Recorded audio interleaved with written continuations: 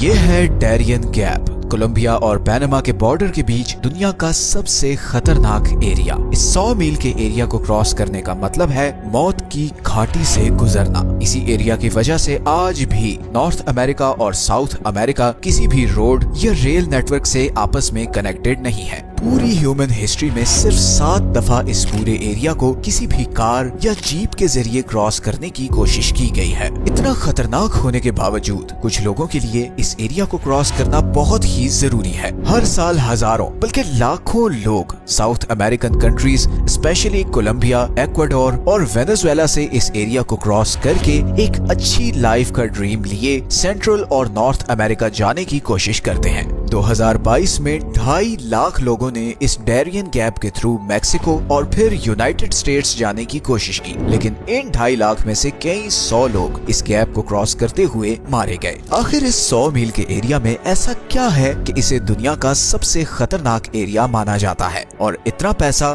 اور ٹیکنالوجی ہونے کے باوجود آج تک اس ایریا میں روڈ یا ریل نیٹ ورک بنانے کی کوشش کیوں نہیں کی گئی؟ آئے جانتے ہیں اس سوال کا جواب سچ یہ ہے کہ اس ویڈیو میں 21st سینچری میں جہاں تپتے ہوئے ریگستانوں میں بھی سٹیٹ آف دی آرٹ شہر بنائے گئے ہیں، وہیں اس چھوٹے سے ایریا میں روڈ یا ریل بنانا اتنا مشکل کیوں ہے؟ اس کی 4 ریزنز ہیں۔ سب سے پہلی وجہ ہے خطرناک موسم۔ ڈیرین گیپ لائن آف ایکویٹر سے کچھ 100 کلومیٹرز اوپر ہے، جس کی وجہ سے یہاں کا موسم کافی گرم ہوتا ہے، اور پھر نارتھ اور ساؤتھ پر اٹلانٹک اور پیسیفک اوشنز ہیں، جس کی وجہ سے ہیومیڈیٹی بھی کافی ہائی ہوتی ہے۔ اس سارے ایریا میں بہت زیادہ گھنے جنگل ہیں، اور پورے سال میں مطلب قریباً 365 میں سے 330 دن یہاں بارش ہوتی ہے، جس کی وجہ سے نہ صرف یہاں پر فلیش فلڈز بہت آتے ہیں بلکہ پہاڑوں پر بھی اکثر لینڈ سلائڈنگ ہوتی رہتی ہے۔ اتنی بارش اور فلڈ کی وجہ سے یہاں کنسٹرکشن کرنا بہت مشکل ہے، کیونکہ کنکریٹ ہو، سیمنٹ ہو یا ایسفالٹ، ان سب کو سوکھنے کے لیے خشک اور گرم موسم چاہیے، اور اگر اس سب کا توڑ کر بھی لیا جائے تو یہاں پر دوسری سب سے ڈینجرس چیز ہے خطرناک جانور اور کیڑے مکوڑے۔ ہماری پوری زمین میں اتنے زہریلے سانپ، مکڑیاں اور مچھر کہیں نہیں پائے جاتے جتنے اس ڈیرین گیپ میں ہیں، اور پھر کیونکہ اس سارے ایریا میں دور دور تک کوئی ہاسپٹل، کوئی گھر، کچھ بھی نہیں، تو اگر ان میں سے کوئی بھی چیز آپ کو کاٹ جائے تو آپ کا بچنا آلموسٹ امپاسبل ہے۔ اسی لیے یہاں سے گزرنے والے زیادہ تر لوگ ملیریا، ڈینگی، سانپ کے زہر یا پھر دریا میں ڈوب کر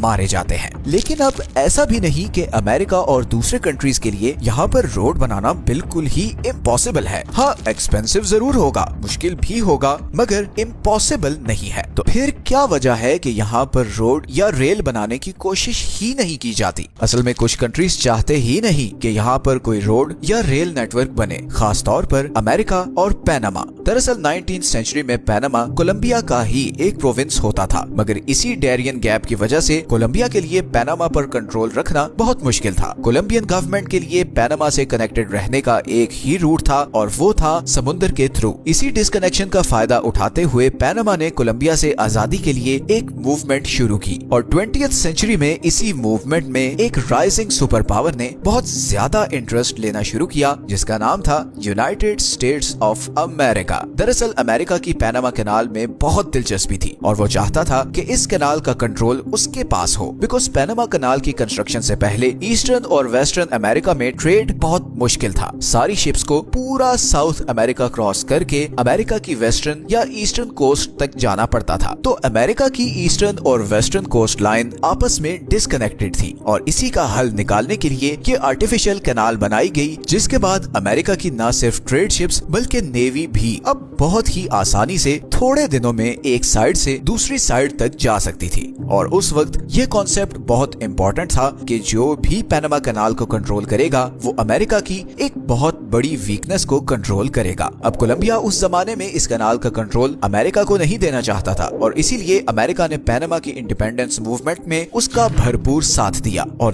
नतीजतन 1903 में पैनामा एक इंडिपेंडेंट कंट्री बन गया और अमेरिका पैनामा को रिकॉग्नाइज करने वाला सबसे पहला कंट्री था। पैनामा की गवर्नमेंट ने बदले में अमेरिका को इस कनाल के आसपास की सारी जमीन परमानेंट लीज पर दे दी और 1999 तक ये सारा एरिया अमेरिकन गवर्नमेंट के कंट्रोल में रहा। फिर 1999 में इस कनाल का कंट्रोल पैनामा को वापस कर दिया गया, मगर आज भी ये चोक पॉइंट अमेरिका और बाकी कंट्रीज के लिए बहुत इंपॉर्टेंट है। आज की डेट में पूरी दुनिया का करीबन 6% सी ट्रेड साउथ अमेरिका और नॉर्थ अमेरिका के दरमियान इस चोक पॉइंट से गुजरता है। यही कनाल अटलांटिक और पैसिफिक ओशन को आपस में कनेक्ट करती है। हर साल करीबन 13 से 14 हजार कार्गो शिप्स इस रास्ते से गुजरती हैं। ईस्टर्न एशिया और अमेरिका का ज्यादातर ट्रेड इसी रास्ते से होता है और इसीलिए इस कनाल को सबसे ज्यादा अमेरिका और चाइना यूज करते हैं। इसी तरह अमेरिका की वेस्टर्न कोस्ट को यूरोप, अफ्रीका और मिडिल ईस्ट से कनेक्ट करने का भी यही एक रास्ता है। अब अगर वापस डैरियन गैप पर आए तो ये कोलंबिया और पैनामा के दरमियान है। वही कोलंबिया जो पिछले कई सालों से इंटरनल वायलेंस और इंस्टेबिलिटी का शिकार रहा है और जहाँ की ड्रग माफिया पूरे साउथ अमेरिका में मशहूर है। पूरी दुनिया में सबसे ज्यादा कोकेन कोलंबिया में बनती है और ये सब यहाँ से सेंट्रल और नॉर्थ अमेरिका स्मगल होती है। लेकिन इस डैरियन गैप की वजह से ये स्मगलिंग करना काफी मुश्किल होता है और स्मगलर्स को सी रूट लेना पड़ता है, जहाँ पर पैनामा के कोस्ट गार्ड्स अक्सर इन स्मगलर्स को पकड़ लेते हैं। अब इस सिचुएशन में अगर यहाँ पर रोड या रेल नेटवर्क बनाया जाता है तो अमेरिका को ये खदशा है कि कहीं कोलंबिया की ड्रग माफिया यहाँ से पैनामा में पहुंचकर पैनामा कैनाल को डैमेज ना कर दे। और सिर्फ यही नहीं बल्कि उनको फिर यहाँ से मैक्सिको और अमेरिका तक ड्रग्स पहुँचाना भी बहुत आसान हो जाएगा। इसीलिए अगर पैनामा और कोलंबिया की गवर्नमेंट यहाँ पर कोई रेल रोड नेटवर्क बनाने का एग्रीमेंट कर भी लें तो अमेरिका यहाँ पर किसी भी तरह की डेवलपमेंट नहीं होने देगा। और अब हम आते हैं डैरियन गैप को डेवलप ना करने की आखिरी रीजन पर, और वो है इलीगल माइग्रेशन को रोकना। दरअसल लैटिन अमेरिका इकोनॉमिकली, पॉलिटिकली और standard of living wise north America से बहुत पीछे है। साउथ अमेरिका के ज्यादातर कंट्रीज करप्शन, वीक गवर्नेंस और पॉलिटिकल इंस्टेबिलिटी का शिकार हैं, जिसकी वजह से लाखों लोग एक अच्छी लाइफ के लिए अपने कंट्रीज छोड़कर कहीं और जाना चाहते हैं और इन सब लोगों के लिए कुछ ही मील दूर अमेरिका से बेहतर और कोई ऑप्शन नहीं। अब अमेरिका पिछले कुछ सालों से अपनी इमिग्रेशन पॉलिसी बहुत सख्त कर चुका है, जिसके बाद इन लोगों के पास एक ही हल बचता है कि वो इलीगल तरीके से अमेरिका पहुंचे, लेकिन इसके लिए उन्हें अपनी जान खतरे में डालकर इस डैरियन गैप से गुजरना होगा। हर साल हजारों लोग इसी गैप के थ्रू सेंट्रल अमेरिका और फिर मैक्सिको के थ्रू अमेरिका में एंटर होते हैं, लेकिन इस सारे रास्ते में सबसे बड़ी रुकावट सिर्फ और सिर्फ ये डैरियन गैप है। डेंगू, मलेरिया, जहरीले सांप, लैंडस्लाइडिंग, फ्लड,